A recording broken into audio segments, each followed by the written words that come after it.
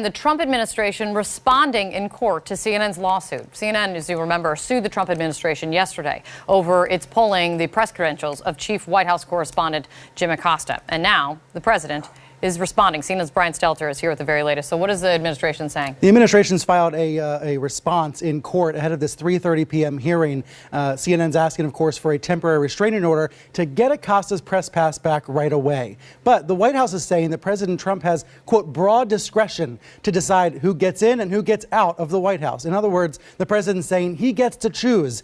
He gets to limit who's at the White House, which reporters are able to attend presidential events. Here's a part of the statement, part of the response I think we can share on screen to quote from this response. It's a lengthy brief that's been filed with the court. But it says, and we can pull up the quote, I think, that the broad discretion is the key point, that the president has broad discretion here. That flies in the face, and by the way, it says the White House as well, have the same broad discretion to regulate access to the White House for journalists and other members of the public that other past administrations have. So that is the claim here from the president's lawyers defending the move to revoke Acosta's press credentials.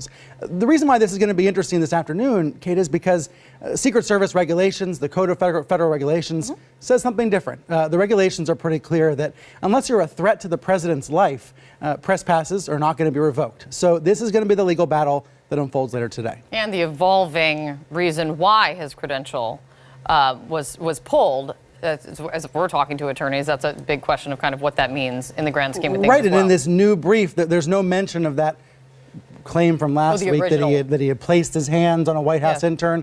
The White House is not making that claim anymore in the legal filings. It's only saying that Acosta wouldn't give up the microphone. Okay. Well, as you know, Kate, lots of reporters try to ask follow-up questions. It's pretty common at the White House. And also happening today, a bunch of media organizations are coming to CNN's defense. Yes, in the past few minutes, 13 different news outlets have issued a joint statement saying they are all going to be filing and joining friend of the court briefs. You can see here this statement. Our news organizations support the fundamental constitutional right to question the president or any president. Thus, we will be filing friend of the court briefs to support CNN and Jim Acosta's lawsuit based on these principles.